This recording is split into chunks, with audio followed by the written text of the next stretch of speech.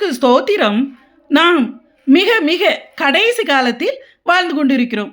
ஆனால் நமது தலைமுறையிலேயே இயேசு வருவதற்கான எல்லா சாத்தியக்கூறுகளும் இருப்பதாகவே எல்லா பரிசுத்தவான்களாலும் சொல்லப்படுகிறது. ஆனால் இந்த சூழ்நிலையில் சபையாகிய மணவாட்டியாகிய நம்மில் அநேகர் எப்படிப்பட்டவர்களாக இருக்கிறோம் என்பதை பற்றி இந்த பதிவில் பார்ப்போம். வெளிப்படுத்தின விசேஷம் 3ஆம் அதிகாரம் 20ஆம் வசனத்தில், இதோ வாசற்படியிலே நின்று தட்டுகிறேன், ஒருவன் என் சத்தத்தை கேட்டு கதவை திறந்தால் அவனிடத்தில் நான் பிரவேசித்து அவனோடே போஜனம் பண்ணுவேன் என்று இயேசு கூறுகிறார். அதாவது 7 சபைகளின் காலகட்டத்தில் கடைசி சபையாகிய லவோதிக்கேயா சபைக்குத்தான் தேவன் இப்படி கூறுகிறார். இப்போது நம்முடைய இந்த காலகட்டம் என்பது கடைசி சபையாகிய லவோதிக்கேயாவின் காலத்தில் தான் நாம் இருக்கிறோம். ஆனால் இந்த கடைசி சபையாகிய லவோதிக்கேயாவின் சபையின் காலத்தில் இயேசுவை சபை உள்ளே அனுமதிக்கவே இல்லை. தனக்குள் கிரியை செய்ய ஆவியானவர் வழி நடத்துதலின்படி நடவாமல் வசனங்களின்படி கர்த்தருக்கு அடுத்த விஷயங்களை வெளியேற்றிவிட்டு உலக பிரகாரமான காரியங்களை உள்ளே அனுமதித்து இயேசுவின் இரகசிய வருகையில் போக விடாதபடிக்கு தடுப்பதையே பிசாசானவன் நோக்கமாக வைத்து செயல்படுவதுதான் காரணம். கர்த்தருடைய தயவோ கிருபையோ பலனோ இல்லாமல் எந்த ஒரு கிறிஸ்தவனும் பரிசுத்தமாய் வாழவும் முடியாது. தன்னில் உள்ள தேவ சித்தத்தை நிறைவேற்றவும் சுய முயற்சியினால் முடியாது. பரிசுத்தம் இல்லாமல் தேவ சித்தத்தை நிறைவேற்றாமல் இயேசுவின் வருகையில் கிறிஸ்தவர்கள் அது யாராக இருந்தாலும் போகவே முடியாது. காரணம் என்னையன்றி உங்களால் ஒன்றும் செய்ய முடியாது என்று யோவான் 15ஆம் அதிகாரம் 5ஆம் வசனத்தில் இயேசு சொல்லியிருக்கிறார். அதனால்தான் நீ எனக்கு முக்கியத்துவம் கொடுக்காமல் உன் இருதயத்தை விட்டு உன் தனிப்பட்ட ஜீவியத்தை விட்டு என்னை வெளியே அனுப்பிவிட்டாலும் கூட உனக்கு கடைசியாக ஒரு கிருபையை தருகிறேன், வாய்ப்பை தருகிறேன். இப்போதாவது எனக்காக கதவை திற. அப்படி உனக்குள் நான் செயல்பட்டு உன்னை நடத்துவதற்கு நீ என்னை அனுமதிக்கும் பட்சத்தில் நான் உன்னோடு கூட போஜனம் பண்ணுவேன் என்று இயேசு கூறுகிறார். போஜனம் என்றவுடன் நம்முடன் சேர்ந்து இட்லி தோசை இடியாப்பம் சாப்பிட இயேசு வருவதாக கூறவில்லை.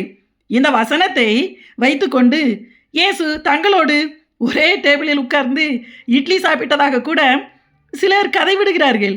கிறிஸ்தவர்களை எந்த அளவிற்கு மட்டமாக ஏதும் அறியாதவர்களாக நினைப்பவர்களால் மட்டுமே இப்படிப்பட்ட ஏமாற்று கதைகளை சொல்ல முடியும். இயேசு இப்போது பூமியில் மாம்சத்தில் இல்லை. அவர் நமக்குள் ஆவியானவராக இருக்கிறார். இட்லி எல்லாம் யாருடனும் சாப்பிட மாட்டார் என்பதை அப்பாவிகளாகிய கிறிஸ்தவர்களாகிய நாம் புரிந்து கொள்ள வேண்டும். சரி, அப்படி என்றால் இயேசு அவனோட கூட போஜனம் பண்ணுவேன் என்று ஏன் கூறுகிறார் என்றால், யோவான் எழுதின சுவிசேஷம் 4ஆம் அதிகாரம் 34ஆம் வசனத்தில் இயேசு அவர்களை நோக்கி, நான் என்னை அனுப்பினவருடைய சித்தத்தின்படி செய்து அவருடைய கிரியையை முடிப்பதே என்னுடைய போஜனமாய் இருக்கிறது என்று இயேசு கூறுகிறார். அதாவது போஜனம் என்பது பிதாவின் சித்தத்தை செய்து முடிப்பதாகும். நம்மீதுள்ள தேவ சித்தத்தை இயேசு நம்மோடு இருந்து பலன் தந்தால் மட்டுமே நம்மால் நிறைவேற்ற முடியும். இதைத்தான் நான் அவனோடு கூட போஜனம் பண்ணுவேன் என்று இயேசு கூறுகிறார். தேவ சித்தத்தை செய்யாவிட்டால் பரலோகத்திற்கு போகவே முடியாது. அதனால்தான் கர்த்தர் ஒரு கடைசி வாய்ப்பாக, அவருக்கென்று நாம் பட்ட பாடுகளை மறந்து விடுகிறதற்கு அவர் அநீதியுள்ள தேவன் அல்லவே. இதையெல்லாம் மனதில் வைத்துத்தான் இயேசு கடைசியாக ஒரு வாய்ப்பை கொடுக்கிறார். உன்னத பாட்டின் புஸ்தகம் 5ஆம் அதிகாரம் 2ஆம் 3ஆம் வசனங்களில், நான் நித்திரை பண்ணினேன், என் இதயமோ விழித்திருந்தது, கதவை தட்டுகிற என் நேசரின் சத்தத்தை கேட்டேன். என் சகோதரியே, என் பிரியமே, என் புறாவே, என் உத்தமியே, கதவை திற என்றார். என் வஸ்திரத்தை கழற்றி போட்டேன். நான் எப்படி அதை திரும்பவும் உடுப்பேன்? என் பாதங்களை கழுவினேன். நான் எப்படி அவைகளை திரும்பவும் அழுக்காக்குவேன் என்றேன் என எழுதப்பட்டுள்ளது. இந்த வசனத்தில் சுலைமித்தியாலையும் சாலமோன் ராஜாவையும் குறித்து எழுதப்பட்டுள்ளது.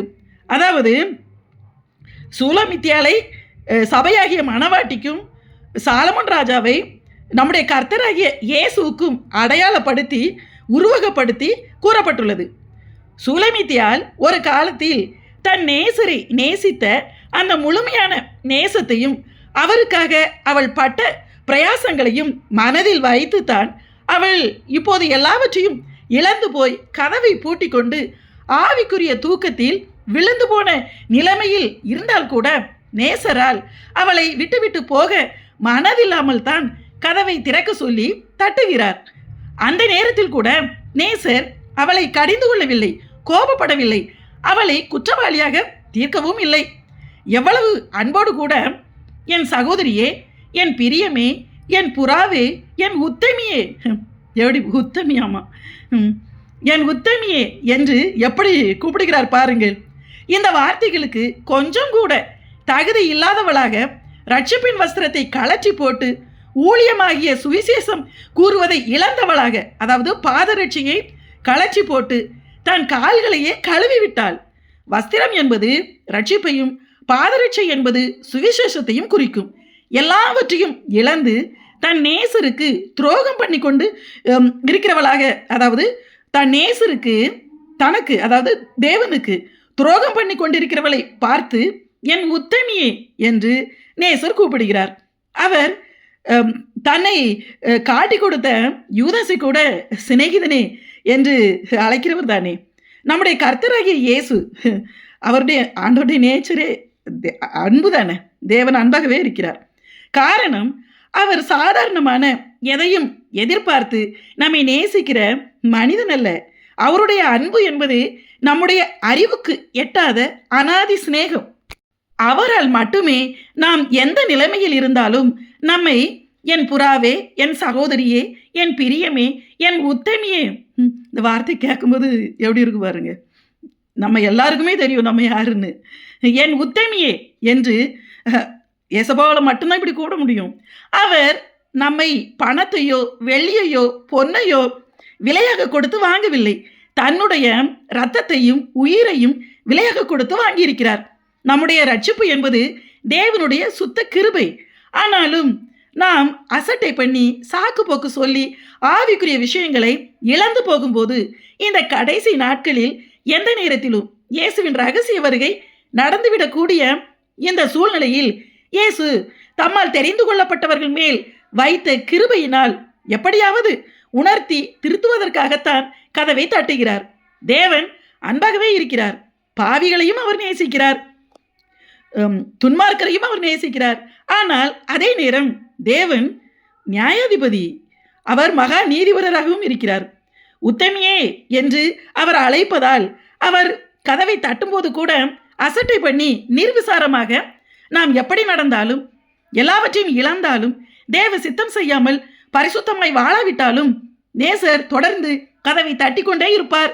இன்னும் கிருபை கிருபை, என்ன செய்தாலும் வருகையில் போய்விடலாம் என்று உணராமல் அசதியாக அவருடைய சத்தத்தை அசட்டை பண்ணி கொண்டு கதவை திறக்காமல் இருந்தால் நேசர் போய்விடுவார். அவர் தட்டிய உடனேயே நேசரை சந்திப்பதற்குரிய தகுதியான வஸ்திரத்தை அவள் அணிந்திருக்கவில்லை. அதாவது அவள் நேசரை எதிர்பார்த்து அவரை சந்திப்பதற்காக ஆயத்தமாக இல்லை. அதனால்தான் என் வஸ்திரத்தை கழற்றி விட்டேன், மறுபடி நான் எப்படி அதை அணிய முடியும் என்று விவாதம் பண்ணி கொண்டு இருக்கிறாள். நேசர் தனக்காக காத்திருப்பார் என அவள் நினைத்தாள். ஆனால் உன்னத பாட்டு 5ஆம் அதிகாரம் 6ஆம் 7ஆம் வசனங்களில் என் நேசருக்கு கதவை திறந்தேன், என் நேசரோ இல்லை, போய்விட்டார். அவர் சொன்ன வார்த்தையினால் என் ஆத்துமா சோர்ந்து போயிற்று. அவரை தேடினேன், அவரை காணவில்லை. அவரை கூப்பிட்டேன், அவர் எனக்கு மறு உத்தரவு கொடுக்கவில்லை. நகரத்தில் திரிகிற காவலாளர் என்னை கண்டு என்னை அடித்து என்னை காயப்படுத்தினார்கள் என்று சூலமித்தியால் கூறுகிறார். அதாவது அவள் இஷ்டப்படி தாமதமாக கதவை திறந்தபோது நேசர் போய்விட்டார். அதாவது ஒரு இமைப்பொழுதில் ஒரு நிமிஷத்திற்குள்ளாக ரகசிய வருகை நடந்து முடிந்து விட்டது. நேசர் இயேசு வந்துவிட்டு போய்விட்டார். கைவிடப்பட்டு அலறி புலம்புவதால் அதன் பிறகு எதுவும் நடக்கப் போவதே இல்லை. ஐயையோ, எத்தனை முறை கதவை நேசர் தட்டினாரே, ஏசப்பா எத்தனை தடவை உணர்த்தினாரே, எப்படியெல்லாம் பேசி உணர்த்தினாரே, நான் உணராமல் அவருக்கு இடம் கொடுக்காமல் கீழ்ப்படியாமல் கதவை திறக்காமல் நிர்விசாரமாக இருந்து விட்டேனே என்று கைவிடப்பட்ட பிறகு நினைத்து நினைத்து அலறும் நிலை யாருக்கும் வந்துவிடக்கூடாது. ஆனால் அநேக கிறிஸ்தவர்கள் அப்படி புலம்பி அலறுவார்கள், கைவிடப்படுவார்கள் தான் வேதம் சொல்லுது. ரெண்டுல ஒருத்தர் ஆஃப் ஆஃப் இதாக சொல்லலை, சந்தோஷமாக சொல்லலை, வேதனையில் தான் அப்படி சொல்கிறேன். வசனம் அப்படி தானே சொல்லுது, ஒருவன் ஏற்றுக்கொள்ளப்படுவான் ஒருவன் கைவிடப்படுவான்னு என்ன அர்த்தம்? நகரத்தில் திரிகிற காவலாளர்களாகிய அந்தி கிறிஸ்துவும் அவனுடைய ஆட்களும் இப்படி கைவிடப்பட்ட கிறிஸ்தவர்களைத்தான் முதலில் அடித்து காயப்படுத்தி கொலை செய்வார்கள். அந்த கிறிஸ்து கொலை செய்வான், சும்மா கொலை செய்ய மாட்டான், சித்திரவதை பண்ணி. அதுவும் அவன் சைடு சேர்ந்துட்டா அவ்வளவுதான், நரகம்தான். இந்த சுலமித்தியால் ஒரு காலத்தில் தன்னுடைய அழகை பெரிதாக எண்ணாமல் தன் நேசருக்காக வெயிலில் அலைந்து திரிந்து அதனால் கருத்து போவதை கூட தன் நேசருக்காக அந்த அர்ப்பணிப்பை அவள் பெரிதாக நினைத்து அநேக திராட்சை தோட்டங்களுக்கு, அதாவது அநேக ஊழியங்களை செய்தவள்.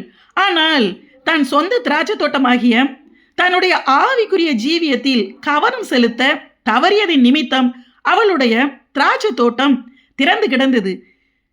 வேலி அடைப்பதில் கவனம் இல்லாமல் அவள் போனதால் சிறுநரிகளும் குளிநரிகளும் தோட்டத்திற்குள் நுழைந்து திராட்சை தோட்டத்தில் பூவும் பிஞ்சுமாயிருந்த திராட்சை தோட்டத்தை நாசப்படுத்தி போட்டுவிட்டது.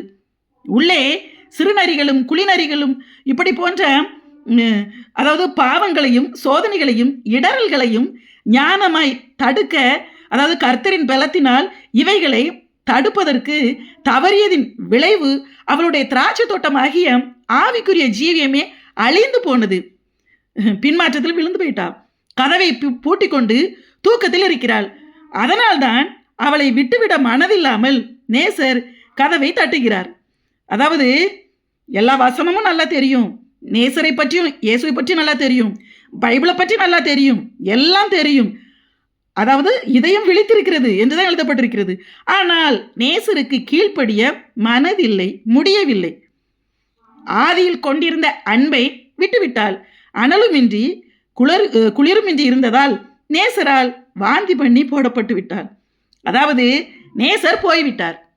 இப்படிப்பட்ட நிலைமை யாருக்கும் வராதபடிக்கு எச்சரிக்கை இருந்து இயேசுவின் ரகசிய வருகையில் எடுத்துக்கொள்ளப்பட ஆயத்தமாகும். ஆமென்.